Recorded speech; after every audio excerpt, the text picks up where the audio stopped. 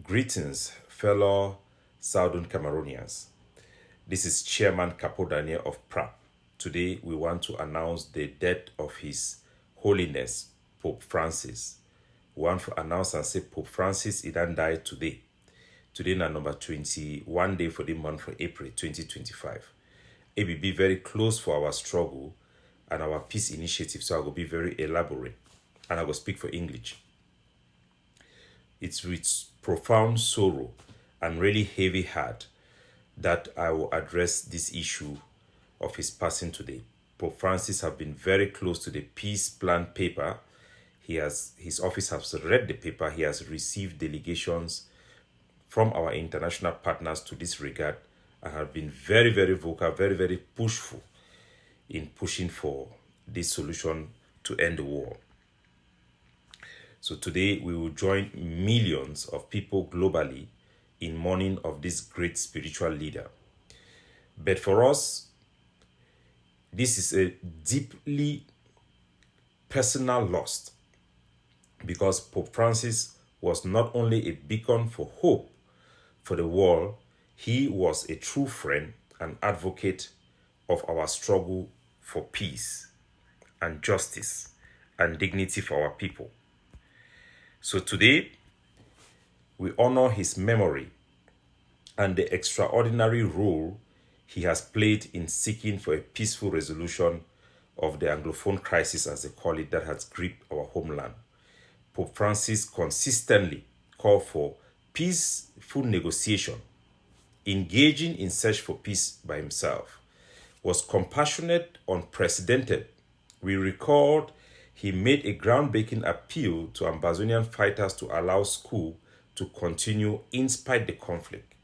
In the wake of the strategy in the killing of Kumba in 2020, Pope Francis says that our children have been stolen from us in a cruel and senseless manner and implored that all arms should be silenced so that our educational system should be secure. He made that highest appeal from his office that touched the conscience of both sides. It was the first time that a world figure status had spoken so plainly about the bearings of arms in Cameroon. He said, "Let our children go to school," and urges and reaffirmed that school must be free from battle zone, which is the same spirit of the peace plan paper. His word gave hope to thousands of children in our country and renewed the push for dialogue through those means because he made those statements. So Pope Francis has repeatedly urged the Cameroon government in particular to engage in dialogue to resolve this conflict and not to choose the military option. Time and time again, he has used his voice to insist that a just peace could only be attained through honest and inclusive dialogue. As far back as in 2019, His Holiness expresses the closeness to the suffering of our people and called for a national dialogue that would lead to peace, just and lasting solution in Cameroon. That is a direct quote from him. In public and in private, he has reached out to the authorities in Yaoundé, including personal messages to President Paul Biya to heed the cry for justice and sit down with Ambazonian representatives in meaningful negotiation. That was directly communicated to us. He did not hesitate to remind the Cameroon government of its moral duty to seek for reconciliation with the Anglophone citizens.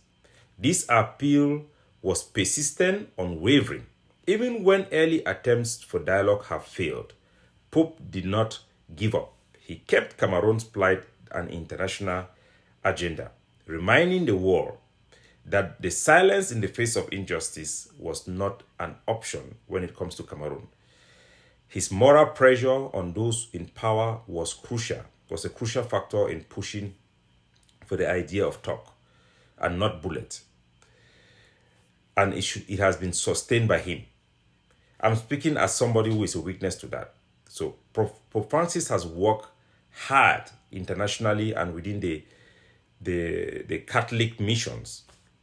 He has understood the roadmap for peace and what require for this war to come to an end. He actively engaged with PrAP also and the other faith-based NGOs in Cameroon on the ground for initiative that is going to end the suffering of our people. The Vatican reached out across denominational, in the Anglican, the Baptists, and other religious groups to forge a common plan for peace, a collaborative approach to put pressure on the Cameroon head of state. You remember Porentin, who visited Cameroon in 2021, had a personal message from the Pope to Paul Biya. We were tipped off about the spirit of that message. So it's a clear sign that the Holy Sees was willing to personally facilitate dialogue and support a credible mediation effort. Indeed, at one point, the Vatican even offered to serve as a mediator and a facilitator between war parties, between us and Cameroon. A proposal that underscores how deeply Pope Francis cared about ending our pain. He leveraged the Vatican's influence to coordinate humanitarian organizations and Christian partners to give relief to displaced people back home, supported schools to be a non-conflict zone, urges both sides to respect human life and dignity. This engagement with international partners, including PrAP, Pope Francis, I believe in the will of our people to determine their future, and has always called that we work together. At one point, I received a call from the Vatican. Pope Francis have given us his blessing for peace initiatives and congratulated us when we launched the peace plan paper as a framework for negotiation.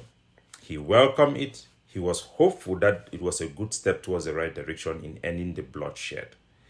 He has extended his appreciation through his staff member who had called me, recognizing that it will also take effort from us Ambazonian leaders to end the war. So, we encourage, the Papa also encourage the moral weight that our peace plan paper offers. Those are things that was transmitted to us, which I want to let our people know, especially when he's no more. By supporting, let me not say endorsing, by supporting our approach, especially when we declare cessation of hostility, Pope Francis again shows that he puts the well-being of our people in the front line and making clear that solution of this conflict must be rooted in fairness, mutual respect, and the protection of minority rights. His stance emboldened international mediators and our negotiators alike to infuse peace process in a credible manner. We remain very grateful to Pope Francis personally and the way he has amplified our voice with his many letters to Paul Biya. We are grateful for that. Through all his effort, Pope Francis provided constant moral, spiritual support to our people. In our darkest hour, when the violence intensifies and the war attention seems to be fading, Pope Francis' voice never faltered.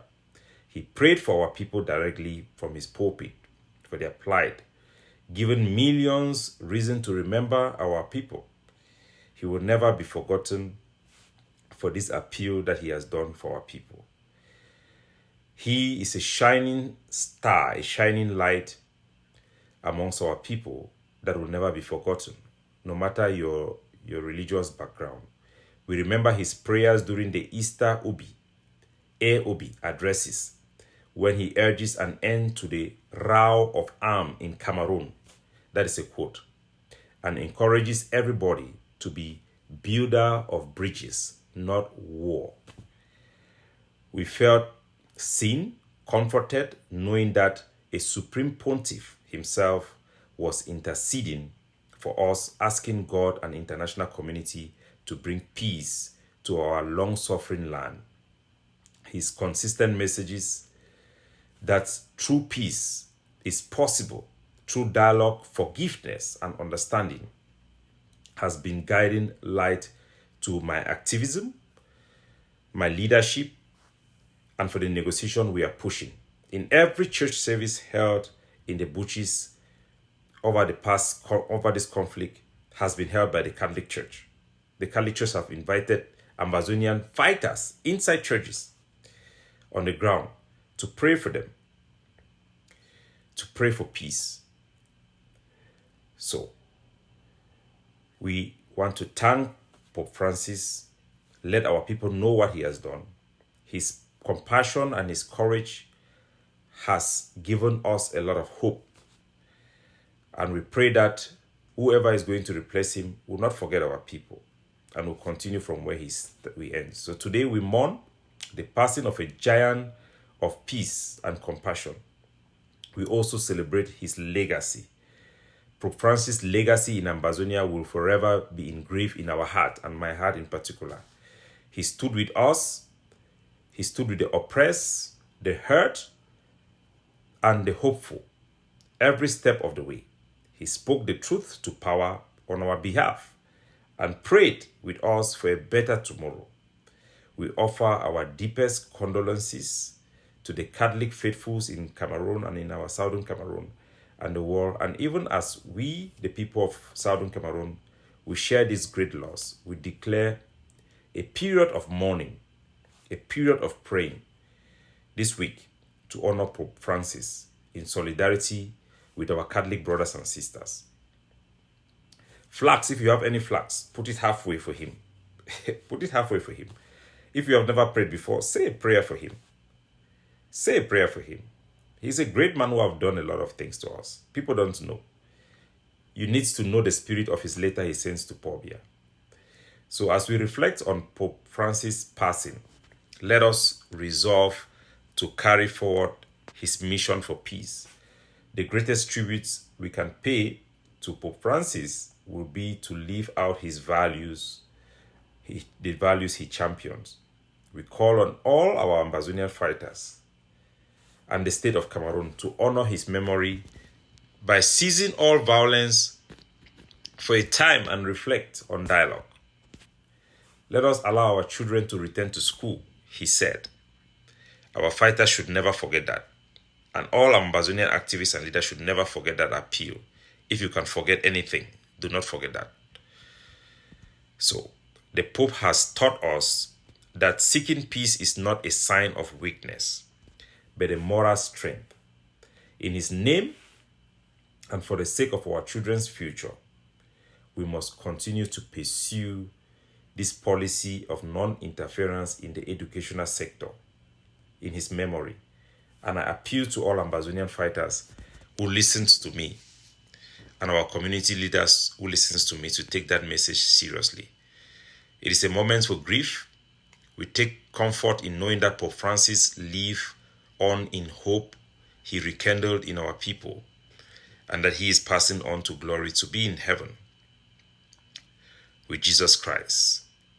So that is the message we have to you, to inform you about his passing and what he has done for our people during his papacy or papal rule or whatever you call it. His courage, his fatherly future, his influence on Pobia, his numerous personal letters he has sent after our delegations have engaged with him has been very, very helpful. To be honest with you, it has been very, very helpful. It has weighed on the heart of Pobia severally, and I can testify on that. May his soul and the soul of His Holiness Pope Francis rest in perfect peace. Requiescat in peace, as they say. So, God bless you all. Have a wonderful day as you reflect on these messages. We have promised our people to give 3 speeches, 3 presentations subsequently to show them our leadership and the fundamental decision that the Cabinet of PRAP have taken. The first series will be some questions that we want to answer to you. The next is going to be a very, very important speech. No, the first is going to be an important speech about the state of our liberation struggle and what our people should know. The third is going to be answering questions to you that are very crucial and critical in what we have been doing. The third is going to be a big announcement of a very critical move we are taking to move the ball forward. So those three presentations will be made. We are taking our time and we are going to do them today, tomorrow, and the day after. Have a wonderful sky wherever you are. God bless you.